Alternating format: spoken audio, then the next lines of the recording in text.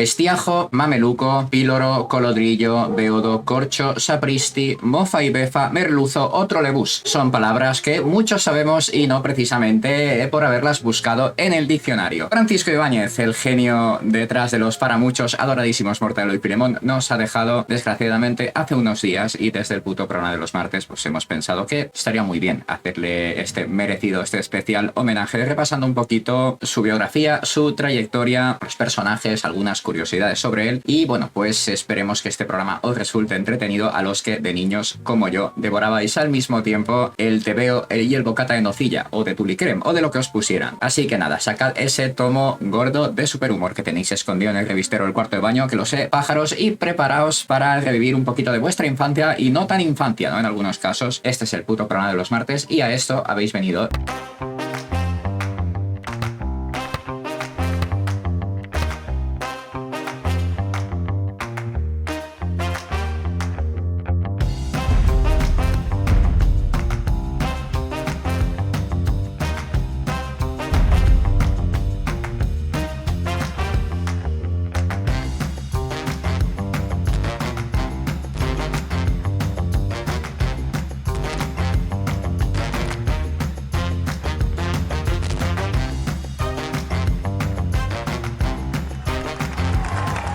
Muy buenas noches, gente maja, gente sandunguera, bienvenidos al puto programa de los martes. Muy buenas noches, Nefer hermoso, ¿cómo estamos? Hola, Spike, muy bien, genial. Buenas noches. Qué grande los insultos de Ibáñez, ¿eh? Era la mejor forma de empezar esto. Bueno, pues qué decir, Francisco Ibáñez, uno de los más reconocidos y queridos dibujantes de cómic españoles, falleció este sábado 15 de julio dejando un legado imborrable en el panorama nacional del cómic y en el mundo de la historieta en general. Y bueno, a lo largo de su prolífica carrera creó un sinfín de personajes y obras que se convirtieron en iconos de la cultura popular, siendo su obra más destacada la serie Mortadelo y Filemón. Con un humor ingenioso y su inconfundible trazo, Ibáñez conquistó a varias generaciones de lectores, convirtiéndose en un referente indiscutible del cómic humorístico en España. El sulfato atómico, la primera aventura larga de Mortadelo y Filemón, marcó un punto de inflexión en la vida de Ibáñez y en la trayectoria de sus personajes más famosos. Desde entonces, las divertidas y disparatadas misiones de estos dos agentes secretos incompetentes se convirtieron en un fenómeno editorial y catapultaron a Ibáñez a la fama. Las aventuras de Mortadelo y Filemón, con su estilo ágil, sus ingeniosos guiones y sus personajes entrañables, conquistaron el corazón de miles de lectores y se convirtió en un auténtico emblema del humor gráfico español. A mí me ganó de lleno desde niño. Luego a mí de crío me flipaba. A lo largo de su carrera creó otras obras memorables que dejaron huella en el mundo del cómic español, como por ejemplo 13 de Rue del Percebe, una serie que retrata la vida cotidiana de los variopintos personajes de un edificio residencial, que luego veremos un poquito más sobre eso, con su peculiar sentido del humor y su capacidad para capturar los detalles más absurdos de la vida diaria. Ibáñez nos llevó a presenciar las hilarantes situaciones de esta singular comunidad de vecinos, que además tuvo sus propios anuncios de la casera, o La familia Trapisonda, una serie que parodia la vida familiar a través de una familia algo estrafalaria. Ibáñez jugó con los estereotipos y las dinámicas familiares para crear situaciones cómicas y disparatadas que arrancaron más de una carcajada a sus lectores. Muchos recordaréis también a Rompetechos, vivía surrealistas desventuras por culpa de su mala vista, o a Pepe Gotera y Otilio, los chapuzas a domicilio que rompían más cosas que arreglaban, y cómo olvidarnos del Botones Sacarino, que tenía frito a todo el personal de su empresa. Personajes, como hemos dicho, entrañables. Estas obras y personajes, cada uno con su estilo, con su personalidad, con su peculiaridad, forman parte del rico universo de Francisco Ibáñez. Le tengo mucho cariño a este hombre. No, yo también. Y por a eso, sus trabajos. Francisco Ibáñez Talavera nació el 15 de marzo de 1936 en Barcelona. Desde muy temprana edad mostró un gran interés por el dibujo y la creación de historias. Su pasión por el cómic se despertó gracias a las revistas de la época como Pulgarcito y Tío Vivo, que despertaron su imaginación y su deseo de convertirse en un gran dibujante de historietas.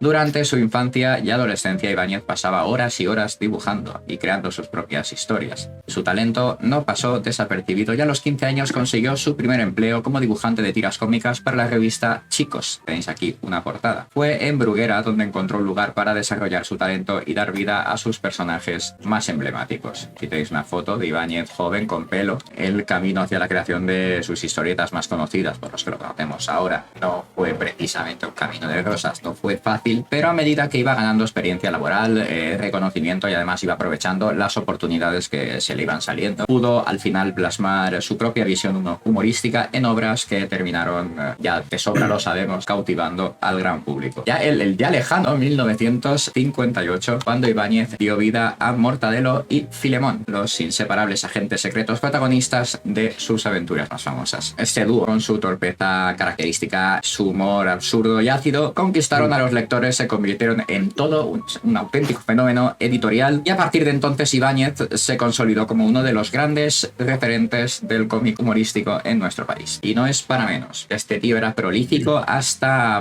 decir basta. Parecía que vivía en el despacho de dibujo, ¿eh? Sí, vivía en la mesa de dibujo, mismo decía cosas así, como ya muchos en los que lo leíamos y leeremos. Mortadelo para llevarse al baño y es la felicidad suprema. Doy fe, y ustedes dan fe de que yo lo hago. Su estilo peculiar e inconfundible y su capacidad para capturar la esencia del humor cotidiano le valieron el reconocimiento y el cariño del público. Con cada viñeta, Ibáñez lograba transmitir situaciones cómicas y absurdas que conectaban con el lector y siempre le arrancaban una sonrisa, ¿no? Desde el principio, los lectores se sintieron atraídos por la singularidad de estos personajes y su estilo de humor desenfadado. Mortadelo, el delgado y enérgico detective con su inseparable sombrero, sí, porque al principio llevaba sombrero.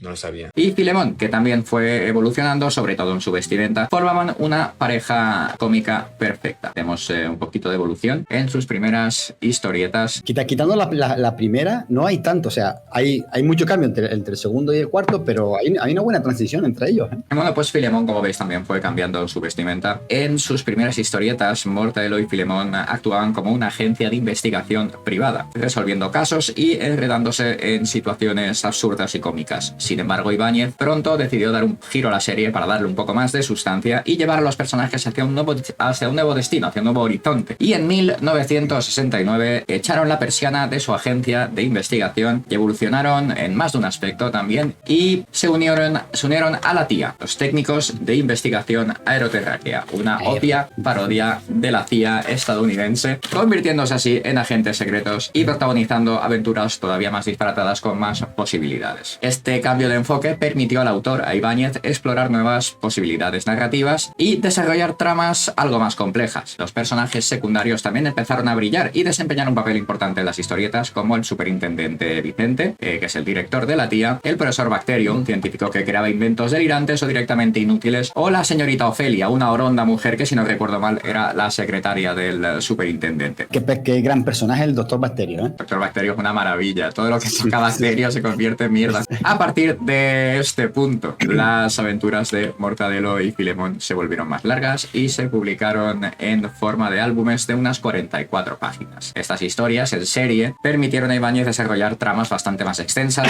y complejas, llenas de situaciones cómicas y enredos impredecibles que se iban alargando a través de los números como bromas recurrentes y demás. A lo largo de los años, Mortadelo y Filemón han evolucionado y se han adaptado a los cambios sociales y políticos de cada época. Ibáñez introdujo parodias de personajes y situaciones de actualidad, satirizando desde políticos hasta programas de televisión, artistas. Su agudo sentido del humor y su capacidad para capturar la esencia de la sociedad española siempre le han granjeado una gran admiración tanto del público como de la crítica especializada. Eso, el éxito de Mortadelo y Filemón no se limitó a España, sino que trascendió fronteras. Las aventuras de estos peculiares agentes secretos se han publicado en numerosos países, llegando a conquistar a lectores de Alemania, Reino Unido, Brasil, Portugal, Italia, Grecia y muchos otros. Ibáñez se convirtió en nuestro embajador del humor, llevando la risa y la diversión a diferentes países, culturas y generaciones. Fue en 1970, en esa década, cuando se marcó un punto de inflexión en la carrera de Francisco Ibáñez. Es cuando aquí va lo bueno y en la popularidad de Mortadelo y Filemón, porque durante este periodo las aventuras de estos agentes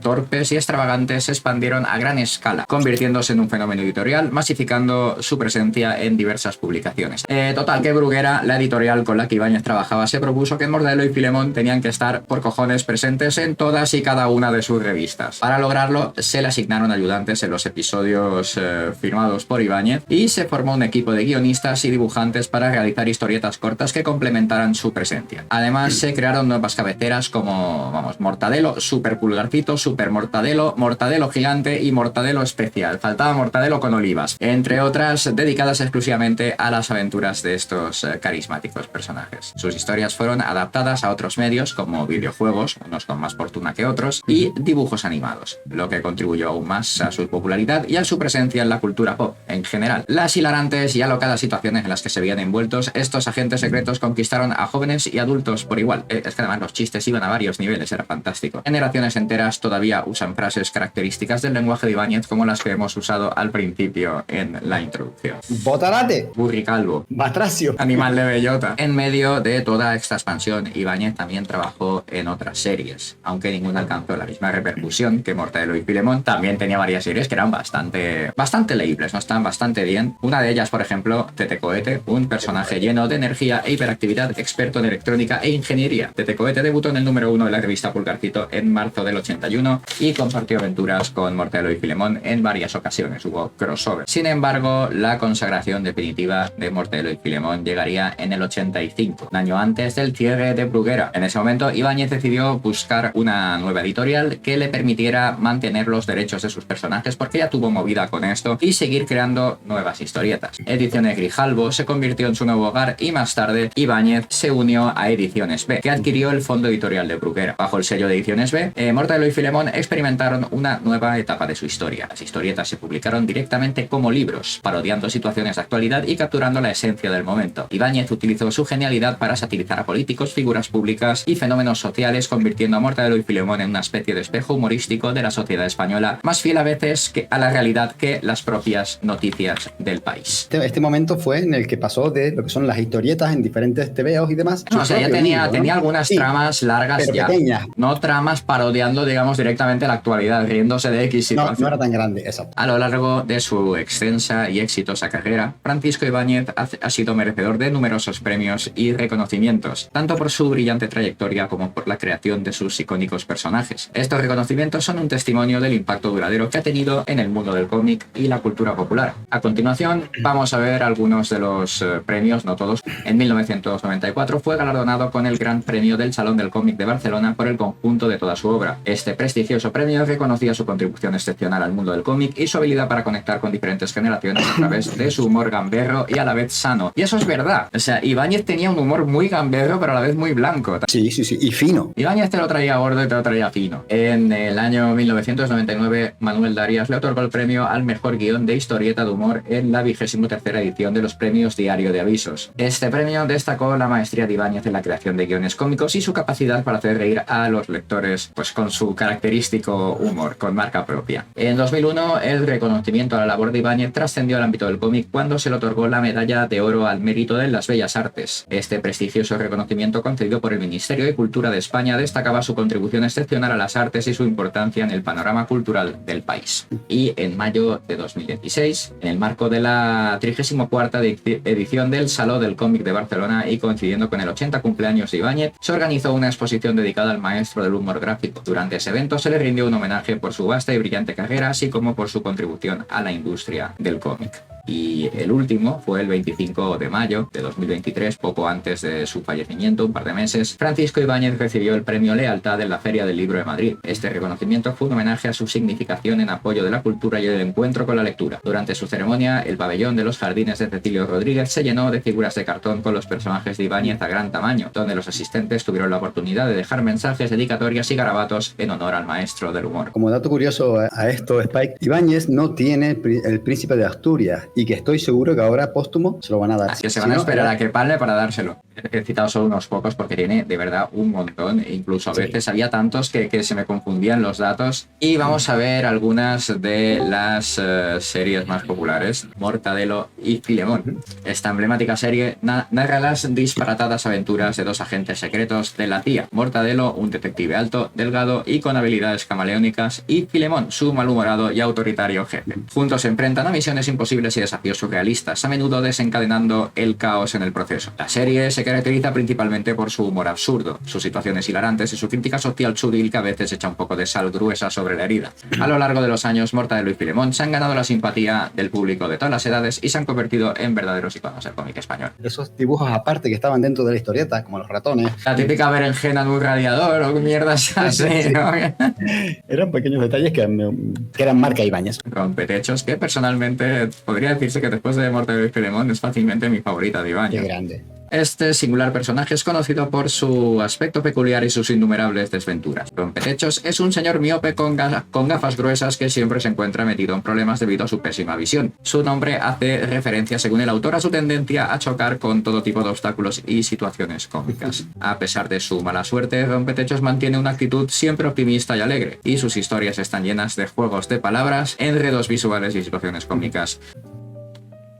Oh, esto no podría faltar. Es una puta maravilla 13 del Perpey. ¿Cuál era tu personaje favorito del TSRV? Había dos que me encantaban. El moroso de la azotea me flipaba y el tendero timador. Pues yo estoy contigo, estaba con el ladrón y con el gato que estaba al final de. Pero luego, si te fijas, aquí lo cambian, ¿ves? Aquí está el Frankenstein ese, luego más tarde lo cambian por el sastre. La serie presenta las hilarantes y caóticas historias de los residentes de un edificio de apartamentos en plano sección para que se vea todo, cada uno con su propia personalidad y situación peculiar. Cada viñeta muestra una pequeña historia protagonizada por uno de los residentes, una pequeña historia independiente que puede o no cruzarse con las demás que están ocurriendo a la vez ahí. El lector se sumerge en un mundo lleno de humor y ocurrencias simultáneas, ¿no? Por así decirlo. Pepe Gotera y Otilio. La serie se centra en las aventuras y desventuras de dos chapuzas a domicilio, como bien rimaba con su nombre. Ya sabéis que a Ibáñez le gustaban los nombres que rimaban. Y eran Pepe Gotera, el patrón, y Otilio, el operario. Estos expertos en absolutamente nada generan catástrofes y caos allá donde van debido a su ineptitud en el caso de Pepe Gotera, bueno, y de Otilio también, y en el caso solo de Otilio, su glotonería. La serie es básicamente un homenaje a las chapuzas y a la idiosincrasia española y ha gozado de gran protagonismo en revistas como Tío Vivo, DDT y Super DDT. Inspiró directamente la serie Manos a la obra, pero de eso hablaremos un poquito más tarde. Cuando arreglaban movidas, ¿no? ¡Uy, me habéis arreglado el coche! Y arrancaban el coche y salía, yo qué sé, salía para atrás. La siguiente es el botones Sacarino. Lo trae gordo y lo trae fino. A ver, no era mi favorita tampoco, pero no le hacía ascos. Pues esta serie, como veis, sigue las aventuras de Sacarino, el joven y pasotabotones de un periódico llamado El Aullido Vespertino, aunque pronto cambiaría de empresa. Su habilidad era básicamente sacar de quicio a todo el mundo con sus tontas, especialmente al director y al presidente de la empresa, que los tenía a los pobres fritos. Sobre todo al director, tío. Era un cabrón, pero siempre salía mal. Chicha, Tato y Clodoveo, de profesión sin empleo. Me gustaban estas rimas que hacía Ibáñez en los títulos. Los tengo menos vistos, debo decir. En esta serie se presenta la vida de estos tres personajes, Chicha, Tato y Clodoveo, que son básicamente desempleados. De eso trata su vida, con un sinfín de situaciones rocambolescas y tronchantes, pues para encontrar empleo y ganarse unos duros. Vamos a hablar un poquito de otros medios, de productos derivados, que la popularidad de Mortadelo y Filemón trascendió obviamente las viñetas como el fenómeno editorial que fueron, y se expandió a otros medios como por ejemplo el cine o la animación o la televisión mismamente. Y a lo largo de los años las aventuras de este dúo han sido adaptadas en varias ocasiones, brindando a los fans la oportunidad de disfrutar de sus personajes o de otras emocionantes maneras, ¿no? Podríamos decir. Vamos a hablar un poquito primero del ámbito estrictamente cinematográfico y nos vamos a 2003, cuando se estrenó la primera película de acción real titulada La Gran Aventura de Mortadelo y Filemón, dirigida por Javier Fesser, que creo que siempre le queda como un guante a este tipo de películas, este hombre. ¿Es el mismo que el de Petinto, puede ser? Sí, la película además cuenta con un reparto guapo. Tenemos a Benito Pocino, que era debutante en ese momento, Mortadelo, que era clavado, el cabrón era clavado. El no menos brillante Pepe Villuela. Pepe Villuela es un mimo de la hostia, o sea, tiene una gestualidad tremenda. Creo que la clave, ¿no? Una de las claves de la peli es que mantuvieron ese colorismo de los cómics. Sí, y el humor, la idea general. La película, creo yo, además, capturó bastante bien el espíritu de los cómics, en general, y el tono absurdo. Las cosas de Mortadelo y Filemón pasan porque sí. La película nos presentaba al dúo en una misión secreta para recuperar el sulfato atómico, ni más ni menos. La película fue un éxito en taquilla, la verdad, y logró cautivar tanto a los fans de toda la vida como además a nuevas audiencias que se engancharon después al tren de Mortadelo, ¿sabes? La portada me parece horripilante, debo decir. La es un poco el diseño es mi pasión.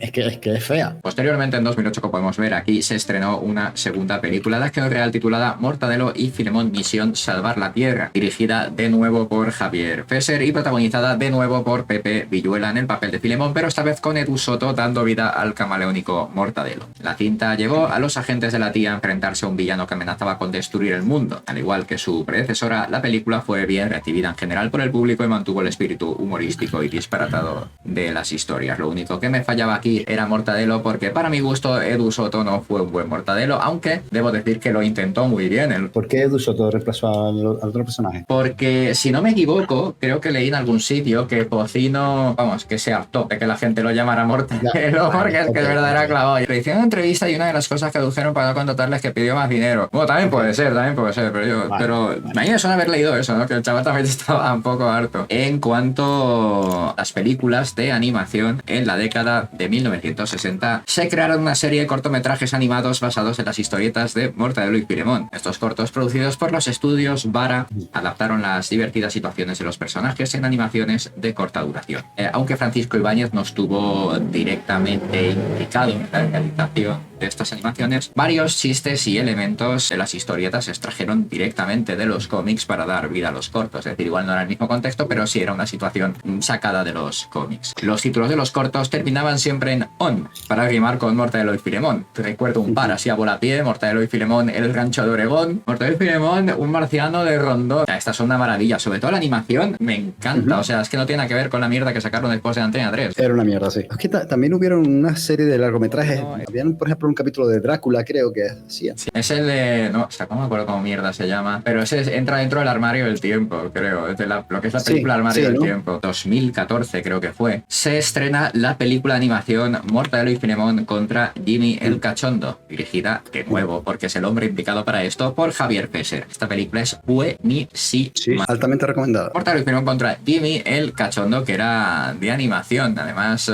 una puta pasada. Esta sí que captura perfectamente el espíritu de los cómics, dirigida por Javier Fesser, y llevó a los personajes a vivir una nueva y loquísima aventura en la que se enfrentarían a un peligroso criminal llamado Jimmy el Cachón, con un estilo visual realmente único y muy clavado a los cómics y un humor muy cafre. La película atrajo tanto a los seguidores de las historietas y de las otras películas como a gente nueva, pues atraída precisamente por el tipo de animación bestia y gamberra, ¿no? de la película. Esta película es maravillosa, CJ. Conviene también hablar de la de Antena 3, una serie animada de 1994 producida por BRD Internacional, que fue una adaptación bastante fiel, esta vez sí, de las historietas, presentando a los personajes pues en las clásicas aventuras de los tebeos. Un total de 26 episodios, creo yo, si no me equivoco. Bueno, pues aunque la serie no fue un éxito arrollador, tuvo toda una generación viéndola. Pese a que capturó muy bien las historias del cómic, la calidad de la animación no estuvo nada a la altura. Bueno, ahora voy a abrir un capítulo oscuro de vuestra memoria. Hubo una serie del Botón Sacarino, que yo olvidé por alguna razón. El entrañable personaje de la serie de historietas creada por Francisco Ibáñez en los 60 dio el salto a la televisión en el año 2000, con su propia serie emitida en la 1 de Televisión Española, en una adaptación que intentaba capturar la esencia cómica y las peripecias del protagonista, llevando sus divertidas historias a la pantalla chica, con Jorge Roelas, también conocido como Marcial, creo que era médico de familia, en el papel de Sacarino, acompañado de un reparto en el que figuraban entre otros Nuria González, Alaska y Tete Delgado. Además, la serie solía tener varios cameos o actores invitados en cada episodio, entre los que pudimos ver, por ejemplo, a Lolita Flores, Juan y Medio, José Sancho o incluso algunos bastante sorprendentes, como el grupo musical Cartoons o el mismísimo Francisco Ibáñez. La serie contó con la dirección de José Antonio Escribá, que se encargó también de trasladar el humor, o intentarlo más bien, y el encanto de las historietas pues a este nuevo formato televisivo para el personaje. Se utilizaron efectos de animación como dibujos y animaciones superpuestas como pajaritos, estrellitas, efectos de golpes, soniditos, onomatopeyas gráficas, así, para realzar la comicidad de los gags, aunque eso en mi opinión lo estropeaba un poquito, intentando así crear un ambiente parecido al del TVO. Además, se prestó especial atención a la ambientación, invirtiendo un presupuesto considerable de 55 millones de pesetas de entonces, que ahora serían unos 330.000 euros por episodio, y un total de aproximadamente aproximadamente 715 millones de pesetas, que serían ahora 4,3 millones de euros, para producir toda la serie en su conjunto. Música y la letra de la cabecera para la serie fueron creadas por el artista DJ Kun, que en mi opinión, la verdad es que aunque se agradece el esfuerzo, el tema sonaba un poquito raro en una serie de este estilo. En cuanto al argumento, la serie se centró en las peripecias de Sacarino, que ya lo conocemos, el botón es torpe pero de buen corazón, etc, que trabajaba en Holding de Promociones, una antigua editorial, ¿no? Un guiño al periódico este o al DDT donde terminó trabajando después en los cómics, convertida ahora en una empresa moderna y vanguardista. La acción transcurría 20 años después de las historietas originales, mostrando ya a un Sacarino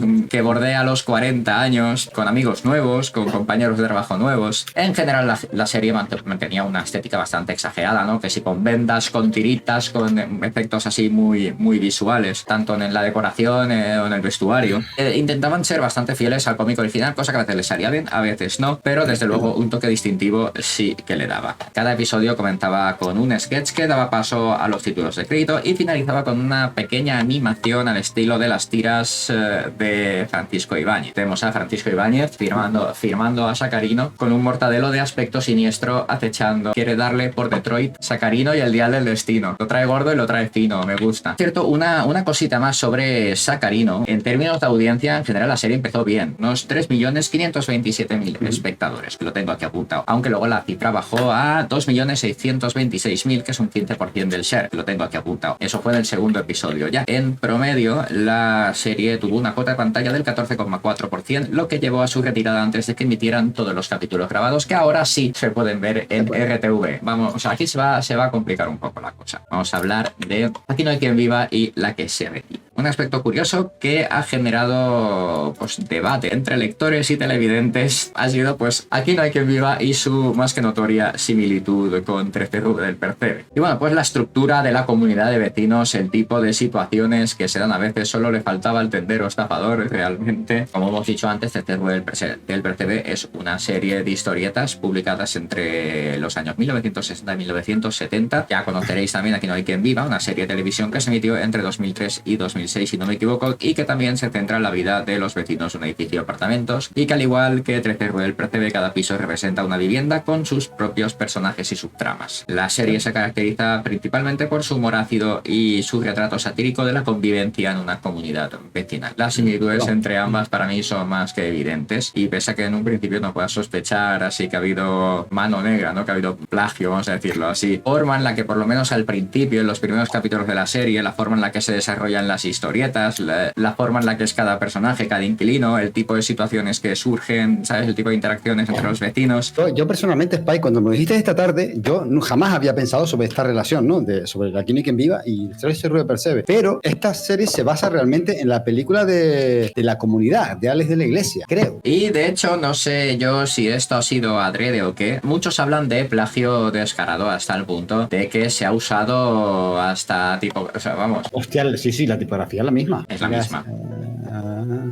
¿La E? No, incluso los personajes, si te pones a pensarlo, sí que tenían cierta similitud. Vamos a hablar de las obvias similitudes entre Manos a la Obra y Pepe Gotera y Otilio. Ambas son sobre un dúo de albañiles, patrón y operario, bastante patosos. El operario se pasa el día comiendo y durmiendo la siesta, nos va sonando un poquito ya. Y bueno, creo que lo mejor que puedo hacer aquí es citar directamente una entrevista al propio Ibáñez por Arantxa Serrano para el periódico 20 Minutos. La periodista le pregunta a Ibáñez: ¿nunca se ha planteado el parecido de 13R del Percebe y la serie Aquí no hay quien viva? Ibáñez le contesta: sí, me lo han dicho muchas veces, pero más parecido aún me parecen Manolo y Benito de la serie Manos a la Obra a Pepe Gotera y Otilio. Una vez se lo dije a los productores y claro, me dijeron que no tenía nada que ver. Claro, no tenía nada que ver con pagar derechos de las cosas que plagias descaradamente. Y ahora vamos a hablar de videojuegos. Así brevemente vamos a hacer un repaso breve. Vale, este es el primero, Clever and Smart, de 1987. Fue el primer videojuego dedicado a Mortadelo y Filemón y fue desarrollado por Magic Bytes en Alemania y distribuido por Drossoft en 1987 para plataformas como Spectrum, Amstrad, Commodore 64, Atari ST, MSX y Amiga. Y posteriormente Drossoft se encargó de la traducción al castellano para su distribución en España, aunque ese es dificilillo de encontrar en español. Yo siempre lo tengo en inglés, alemán, francés. Este ha pasado por un par de veces por Halloween, ¿eh? Este estuvo nominado en los MOTI, sí, a mayor decepción. Mortadelo y Filemón 2 Safari Callejero. Eso fue una secuela,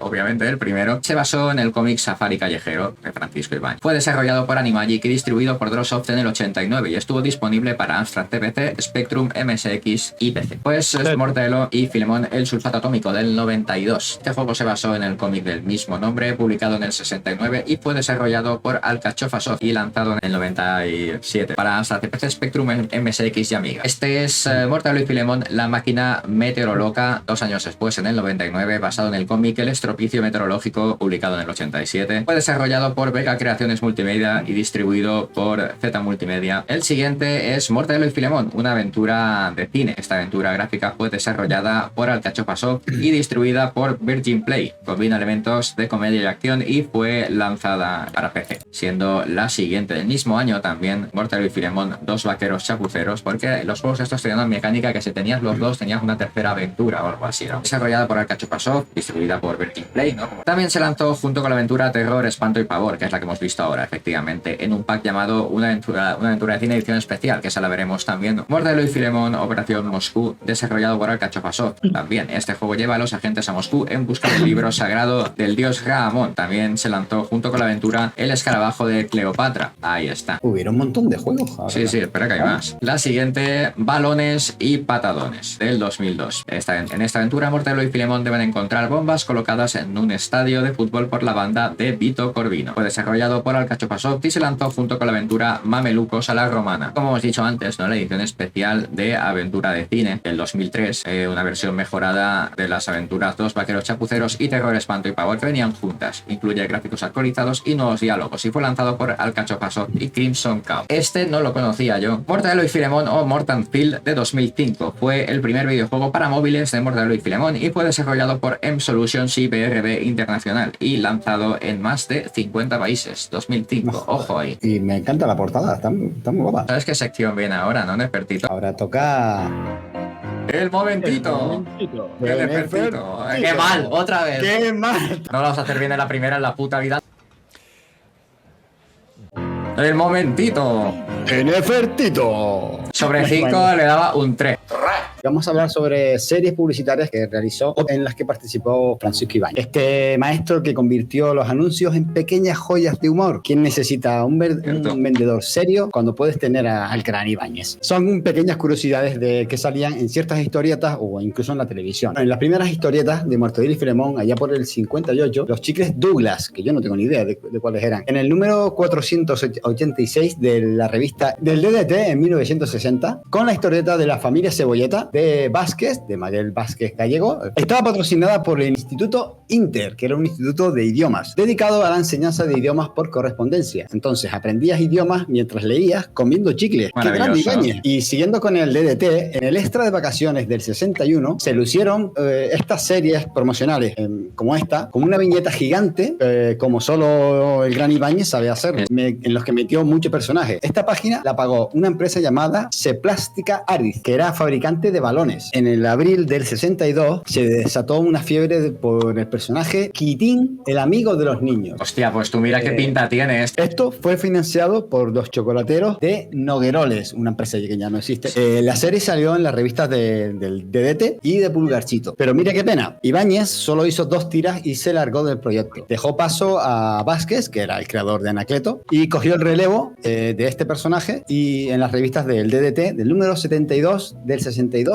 y en la revista del Tío Vivo. En el 64 a Ibáñez le cayó el encargo de crear una serie publicitaria para promocionar un pegamento alemán que se llamaba Uju. La editorial Bruguera montó la agencia Nueva Línea. Se desató la fiebre de historietas para vender de todo y así nació Uju y el niño Prudencio, una serie que salió en las revistas de Pulgarcito, de Tío Vivo y del DDT. La historia seguía las andanzas del búho Uju y su amiguito Prudencio. Lo más relevante era que el búho llevaba un tubo de pegamento y lo soltaba por ahí, liándola con situaciones cómicas. Entonces relacionaron lo que es el cómic con el pegamento y cómo se usaba. Pues resulta que el trabajo de esta serie publicitaria se le fue de las manos a Ibáñez y empezaron culebrones en la editorial, que en aquel entonces la llevaba el director Rafael González. Todo pasaba en los miércoles, el día de las reuniones. Resulta que pensaba que esos encargos entorpecían el ritmo de entrega de las series regulares. No entendía por qué no podían entregar a tiempo el material para las revistas semanales por culpa de las historietas publicitarias publicitaria. Y así se armó. Al final, la editorial decidió darle puerta a Ibáñez y traer a Martínez Osete y Bernet Toledano para que se hicieran cargo de la serie y dejar a Ibáñez que siguiese con las tiras semanales. Estaba Don Pedrito, es un personaje de una serie promocional que le daba el nombre al mismísimo Pedro Domecq, que era el rey del brandy. El brandy se llamaba Fundador. Los estudios de José Luis Moro... Los estudios de José Luis Moro, si no me equivoco, eran los del vamos a la cama que hay que descansar. Sí, se metieron en el ajo y crearon unos cortos animados que se proyectaban en los cines de los 60. Los estuve buscando y no los encontré, ¿vale? Ah, qué pena, tío. La idea del personaje se le ocurrió a José Chu Gardoqui, que era el jefazo de la agencia de publicidades Alas, y las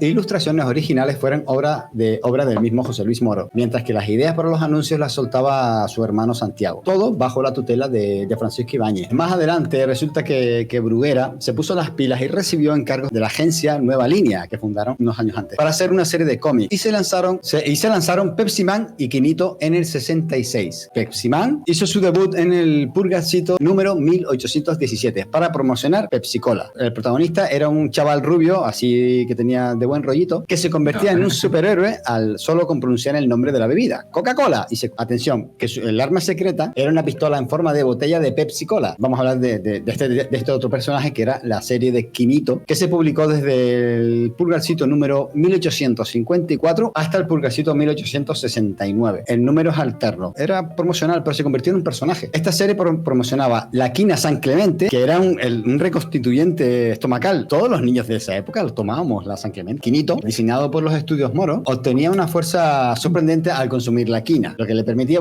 resolver problemas a su propio ritmo. El autor dibujó muy pocas páginas del personaje, todas ellas en la revista Pulgarcito durante todo ese año. Un pequeño vídeo de un anuncio de la quina San Clemente.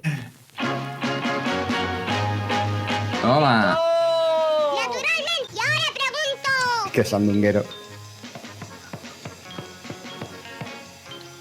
¿Quién de ustedes no toma tiras Este tipo de ilustración y de animación me encantaba, o sea, tiene mucho encanto. Ya veo. Si Muy peculiar, o sea, muy característica de su época, ¿no? Sí, sí. que les dé una conferencia cortita sobre quina San Clemente. Este excelente vino quinado es muy bueno para niños y mayores. Son las de quina San Clemente que están dentro de aquí. Recibirá enseguida este precioso único muñeco que representa Hostia. Quinito.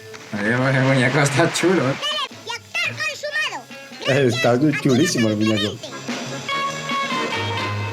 Ya para terminar el momentito de Nefertito, en el 66, Francisco Ibáñez se marcó una historieta publicitaria de una sola página para los refrescos Cas. ¿Se acuerdan de los refrescos Cas? Pues el protagonista se hacía llamar como Larguirucho, un ciclista patoso. No sabemos en qué revista se publicó originalmente este cómic. No quedan, que acaba de poner aquí Spike, que es de las pocas que han sobrevivido. De hecho, si se dan cuenta, esta página en concreto es la página que se pone antes para pasar imprenta. Sí. Ese es el boceto antes de hacer el... No está firmada, por lo que veo, que no sé si Ibáñez firmaría estas cosas o Imagino qué. que sí. Y nada, aquí acaba ¡El momentito! el Nefertito. Dices cayeron en los cómics como si hubieran caído en la droga. Bueno, pues el trasto trospidillo, y no es un trasto de por sí, yo creo que debía traerlo. Y no sé si es el último hasta ahora, o si no es el último, es de los últimos, es bastante reciente. Mortadelo y Filemón, Misión por España. A mí se me hizo corto. Es el 208. 2021 me parece que básicamente lleva a Mortadelo y Filemón en un repaso de todas las comunidades autónomas con sus cositas y concretamente estoy contento con la parte de Valencia, me reí mucho. 14,90. Vale la pena, ¿eh? Estos viajes pues, que haces de niño con tus padres que son ahí súper engorrosos. Me dabas un par de cómics de esos y yo ya... Era pues el móvil de antes. Pues vamos a meternos en el Trospitop. 12 veces en que Ibáñez retrató la actualidad. Al contrario de los Trospitops que hemos hecho hasta ahora. Voy a leer primero el parrafito y luego pondré varias imágenes. Vamos a empezar por la categoría de eventos deportivos, mundiales de fútbol y Juegos Olímpicos. Mortadelo y Filemón siempre han sido representados en eventos deportivos y son un clásico. Los hemos podido ver desde mundiales de fútbol hasta pasando por Juegos Olímpicos. Como curiosidad, han realizado 11 aventuras ya en los mundiales de fútbol, han estado ahí metidos 11 veces y como no, hemos podido verlos también en el Mundial de Qatar. En este último mundial su misión era desarticular una banda de revolucionarios que pretendía derrocar al emir y hacerse con el poder. Para ello contaban con mosquitos salvajes que soltarían en los estadios, que picarían a los futbolistas dejándolos fuera de combate.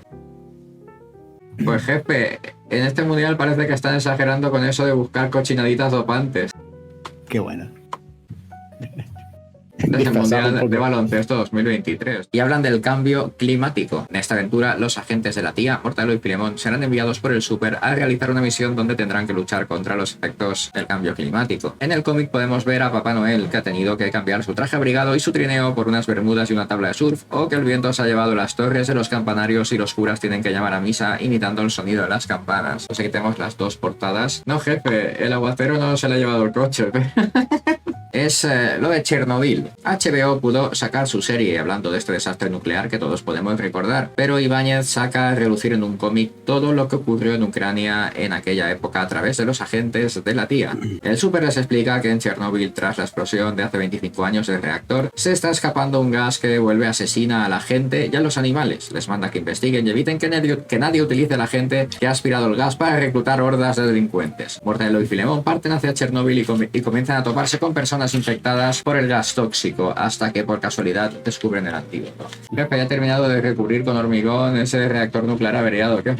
Oye, jefe. Tengo una mosca por ahí a la que le encantan mis streams. Y orden del día, que a causa de la avería en el reactor nuclear quizás haya que proceder a una evacuación metódica y ordenada. ¿Se ha enterado Mortadelo? Pues es el coche eléctrico. Todas y todos hemos visto cómo nos están dando la turra últimamente con los coches eléctricos y como no, tenemos también un cómic que habla sobre ello. Menos mal que en la realidad no existe el Doctor Bacterio o iríamos apañados, ya que en el cómic el Doctor es el inventor de los coches eléctricos. Mortadelo y Filemón deben probar los nuevos modelos para demostrar la seguridad de los mismos. Entre los que les interesa el invento se encuentra un jeque árabe que secretamente quiere destruirlo para asegurar la supremacía del petróleo. Se lo vertió Mortadelo, que tantas horas conduciendo el cacharro eléctrico este le van a traer consecuencias catastróficas. Drones matones tiene dos portadas. ¿Quiénes pueden ser los únicos que podrían provocarle un chichón en la cabeza a Donald Trump? Pues ni más ni menos que Mortadelo y Filemón. El profesor Bacterio ha fabricado un dron para ayudar a Mortadelo y Filemón en sus misiones. La misión del dron es destruir otros drones que puedan causar problemas. La tía pretende ofrecer sus servicios a los estados juntitos, pero no queremos hacer muchos spoilers, solo podemos decir que Trump quiere levantar un muro a nuestro país de boñiguing para así aislarse de nosotros. Si ya lo teníamos que soportar en la vida real, ahora lo tenemos que soportar también en su versión Ibáñez. No, si nuestro don de vigilancia ya tiene potencia ya, lo que nos resulta muy preciso es en el momento del anclaje. Creo que el presidente no ha quedado muy satisfecho con nuestra cámara de detección terrorista sobrevolándole colgada de un dron. Pues cuando había elecciones, vamos a traer una portada para que veáis cómo se las gastaba aquí Ibáñez. Bueno, dentro de poquito, ¿no? Ya tenemos que ir ahí a votar para las elecciones generales y en Mortadelo y Filemón también se ha tocado ese tema más de una vez. Pero todo es bastante distinto a nuestra realidad, ya que todo el personal de la tía se presenta como candidatos, desde el director general hasta el contable. El Super comunica que se presenta por el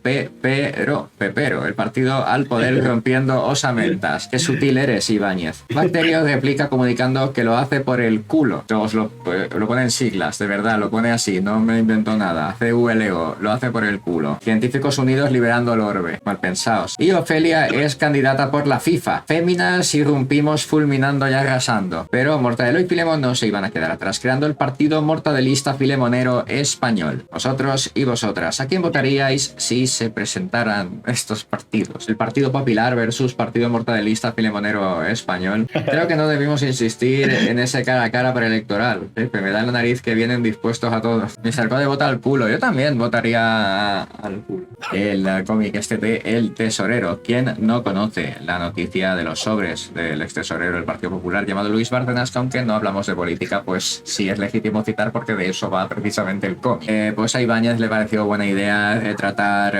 Así que en el cómic podemos ver que alguien ha robado todo el dinero del Partido Popular y Mortadelo junto a Filemón deben de buscar la pista para ir tras el ladrón. El Super les encomienda esta misión para encontrar el dinero, saber quién lo ha robado y quiénes han sido sus compinches. Al supuesto criminal le gusta hacer la peineta con el dedo y presuntamente es el que ha robado todo el dinero del que disponen los mandamases del gobierno, como el ministro del Peculio, Mamerto Rajoy o Demetria Costipal. Y estas son las dos portadas, ¿no? Tenemos la El tesorero, jefe, le advertí que no entrará vociferando eso de ver quién ha recibido dinero negro de este señor, madre mía. Te has clavado. Esta es la que conocía yo, esta es la que he visto yo en tiendas y tal. Claro, no debió intentar asomarse por encima del hombro para ver sus famosos papeles. Otro asunto de actualidad es el precio de la gasolina. Coger el coche hace poco era un lujo, ahora ya es directamente imposible, ¿no? La gasolina está por las nubes. Parecía que tenías que pedir una hipoteca para llenar el depósito. Además de la especulación que hacen con el oro negro. Ibáñez nos regaló un cómic donde Mortadelo y Filemón deben investigar los robos de combustible que se están llevando a cabo. La tía sospecha que el crimen organizado ha creado una red dedicada a robar todo tipo de combustibles, tanto a particulares como a gasolineras. Por esta causa, el precio de la gasolina se está poniendo por las nubes. Mortadelo y Filemón serán enviados por el superintendente Vicente para tratar de descubrir a los autores de los robos, lo que les llevará a investigar incluso en refinerías. No sabemos cómo puede acabar esta aventura, pero lo mejor sería bueno empezar a comprarnos una bicicleta por si las flies. Sí, vale, saldrá más barato que la gasolina, pero agárrese cuando pilla la flojera intestinal esa. El siguiente es urgencias del hospital fatal. Cuando hablamos de hospitales últimamente podemos pensar en listas de espera, hospitales abarrotados o colapsados. En Mortadelo y Filemón podemos ver que pasa exactamente lo mismo, pero en las urgencias de un hospital, teniendo en este caso a un médico muy peculiar, el médico rompetechos. ¡Qué maravilla! Podemos ver en el cómic que, como en la vida real, las urgencias de los hospitales están colapsadas, todo patas arriba, y a raíz de todo esto se abren cada vez más hospitales privados. El super encarga a Mortadelo y Filemón que se infiltren en los hospitales para ver qué está sucediendo. Para esta misión se disfrazarán de doctores y en uno de estos hospitales conocerán al cirujano jefe, que no es otro que el incombustible rompetechos. Aquí tenéis la portada. Sí, ya le dije, oiga, el servicio de urgencias, ambulancias, hospitales, todo funciona fatal. Se ha tenido que llegar a un acuerdo con el supermercado. Bueno, pues el siguiente es la jubilación a los 90, con una portada que ahora la pondremos. ¿A quién no le va a gustar jubilarse a los 90 años? ¿A quién no le va a gustar? Yo creo que todas y todos aceptaríamos crearnos un clon como los que tengo yo, ¿no? Para poder trabajar por nosotros. Pero en Mortadelo y Filemón no debemos de preocuparnos, ya que el profesor Bacterio tiene una solución. Debido a la crisis económica, el gobierno está pensando en retrasar la edad de jubilación hasta los 90 años. Para que los trabajadores puedan conservar todas sus facultades hasta esa edad, el profesor idea una fórmula para potenciar las capacidades físicas e intelectuales. ¿A que suena cojonudo esto? Y en realidad hace que todo el mundo que se toma la formulita de marras se queda en un estado lamentable. La tarea de Mortadelo y Filemón será escoltar a los damnificados para evitar que demanden a la tía, ya que lo han probado personas, y entre los perjudicados se encuentran el rompetechos y el propio doctor Bacterio, que para conseguir la jubilación tenía que aparentarse un anciano, no marciano, en un volumen. A reciclar se ha dicho, se llamaba. Bueno, pues en la actualidad intentamos siempre reciclar materiales para hacer un mundo más sostenible y ecológico, y en la tía no iban a ser menos. En la tía piensan que la única manera de ahorrar dinero es reciclando tecnología y volviendo a usar los métodos, armas y transportes aparentemente obsoletos y anticuados, ondas, catapultas, carros y movidas del estilo. Para comprobar la eficacia de estos objetos, Mortadelo y Filemón deberán hacer pruebas que, como siempre, acaban en catástrofe. Como no, en una de estas pruebas hacen explotar el Congreso, teniendo que huir del país. Nuestros personajes favoritos, como de costumbre, son los expertos en huir del país. A menos mal, dice que ya le han dado el trasto que hemos de reciclar, ¿eh? Ay, que no se trata del viejo modelo de los hermanos Wright. Y bueno, hasta la Fórmula 1, por ejemplo, también. Y si decimos 33, a cualquiera le puede sonar a chino, pero lo podemos ver hasta en la tele o en Twitter. El número 33 serían las victorias que Fernando Alonso, piloto de Fórmula 1, tendría si ganara un gran premio en la actualidad. Pues Ibáñez dedicó un cómic a Fernando Alonso y a la Alonso manía, hablando de los pilotos, circuitos, terminología básica, escuderías, etc. Y también tiene otro cómic dedicado a este deporte que está tan de actualidad, donde el super encomienda a nuestros personajes investigar a las escuderías y los grandes premios para desenmascarar ciertas irregularidades y denunciarlo a los organismos oficiales. Esperemos que Fernando Alonso le pueda dedicar la 33 dentro de nada al maestro Ibáñez. Y aquí tenemos las portadas. Que va 30 duros, pues mientras sea tan cicatero con eso la gasolina no va a ganar ni con Grand Prix, oiga. Pues exacto, pilotos, escuderías, tal. Con ahí Pepe Gotera y Otilio. Y bueno, hemos llegado al final ya de nuestro homenaje a Ibáñez. Y bueno, antes de pasar de tema, pues para agradecer a Nefertito, a Miriam, a Code, a todos los que habéis estado ayudando, a los que me habéis mandado anécdotas, dar las fuentes, porque he sacado mucho de un par de fuentes en particular. Una ha sido Wikipedia, que era bastante obvio, y otra fuente ha sido la página no oficial de Mortadelo y Filemón, que es una maravilla, y vamos a pasar pasar ya sí a las historias próspidas. Y vamos con la primera de este mes de julio de 2023, sacada de intriver.com, y el titular nos dice: viaja en avión todos los días para asistir a clase porque es más barato que pagar el alquiler. ¿What? Sí, por la noticia nos dice: un graduado universitario reveló que pasó todo un año escolar viajando a clase en avión, volando de Los Ángeles a San Francisco 3 veces por semana solo para evitar pagar el alquiler. El estudiante llamado Bill, quien pidió que no se revelara su apellido, dijo que tomó un total de 238 vuelos desde agosto de 2022 hasta mayo de 2023 y gastó un total de $5.592,66 y 576.445 millas de viajero frecuente en sus viajes. Bill, que nunca faltó una sola clase, explicó al medio de comunicación Los Ángeles KTLA que estaba extasiado cuando fue aceptado en el programa de maestría en ingeniería de la Universidad de California, Berkeley, el año pasado. Sin embargo, no quería renunciar a su apartamento de bajo alquiler en Los Ángeles y sabía que quería volver a mudarse después de graduarse, por lo que para evitar tener que pagar un alquiler caro en el área de la bahía, decidió viajar de un lado a otro durante sus clases. Bill arregló su horario para que solo tuviera conferencias 3 días a la semana, pero eso aún significaba subirse a un avión más de 200 veces durante los 10 meses del programa. Mientras conversaba con el medio, explicó que tenía que levantarse a las 3:30 de la madrugada los días que tenía clase para poder tomar un vuelo a las 6 de la madrugada de Los Ángeles a San Francisco. Después de llegar a San Francisco, tomar el tren de las 8:30 a Berkeley y llegar a clase a las 10. Tras un día completo de aprendizaje, haría lo contrario de regreso a Los Ángeles y por lo general llegaría a casa alrededor de la medianoche. Madre de Dios. Explicó que no era un secreto para sus compañeros de clase lo que estaba haciendo y muchos creían que nunca serían capaces de hacer eso durante todo el año y que él mismo no podría, pero quedaron impresionados con su dedicación cuando sí lo hizo. Mis compañeros de clase pensaron que renunciaría la primera semana, pero lo traté como un viaje más que como un viaje al trabajo. En lugar de preguntar ¿qué hay para cenar?, preguntaban ¿cuándo es tu vuelo de regreso? Si bien gastó más de $5.000 en traslados y aproximadamente 76.000 minutos, calculó, aún ahorró mucho dinero, ya que el alquiler cerca de la universidad es un promedio de $3.358 al mes, según rentcafe.com. Afortunadamente, también pudo reducir costes utilizando más de medio millón de millas aéreas que había acumulado. El pájaro dijo que gastó $771,29 en trenes, $520 en estacionamiento, $1.948 en gasolina, $39,96 en wifi a bordo, $1.552 en vuelos de Alaska, así como 407.500 millas adicionales de Alaska, $758 en vuelos de Southwest, así como 156.945 puntos adicionales de Southwest. Total, se gastó una pasta. Y bueno, pues esta es probablemente una de las cosas más locas que he hecho en mi vida y estoy muy contento de haberlo logrado sin faltar a ninguna clase, afirmó. Esto en sí mismo es un milagro, concluyó. Una locura. Una mujer paga un pasaje de avión en primera clase para que viajara su pony. El 18 de febrero de 2020, La Nación,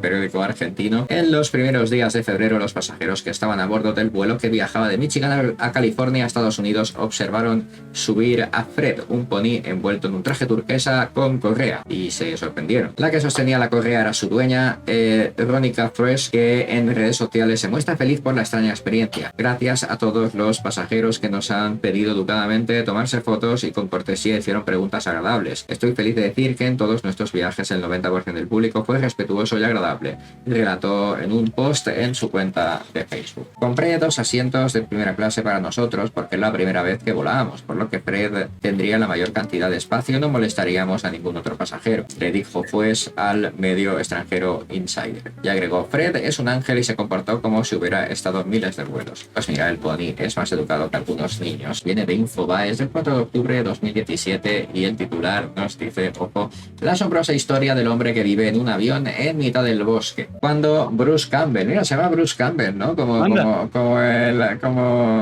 el actor de Evil Dead. Sí, sí. Cuando Bruce Campbell promediaba los 20 años, compró por $23.000 las 4 hectáreas en las que descansa su avión. Hoy esa parcela de bosque en Portland, Oregón, es su hogar. En 1999, después de escuchar hablar a un peluquero de Mississippi sobre una curiosa transacción aeronáutica, adquirió un enorme Boeing 727 por $100.000. Durante años se encargó de reacondicionar el avión para convertirlo en su casa, hogar que en realidad realidad es un avión comercial de 3 motores y ahora cuenta con un plutón, una cocina, un área de lavandería y una ducha. Allí, dice, vive al menos durante 6 meses cada año, desde hace década y media. Hoy Campbell tiene 66 años, pero sus inquietudes por explorar horizontes desconocidos comenzaron desde joven. Se graduó como ingeniero y desde entonces quiso llevar una vida alejada de lo convencional, pero nunca se casó. De hecho, se reconoce socialmente bastante inepto. La mayor parte del tiempo la pasó entretenido con actividades y juguetes técnicos, según él mismo. Al pago inicial de $100.000 le debió agregar otros 120.000, o sea, más que el propio primer pago, por el coste de, vamos, del remolque, ¿no? O sea, de para mover el... O sea, no, o sea, y para quitar el ala, o sea, las alas y la cola y demás.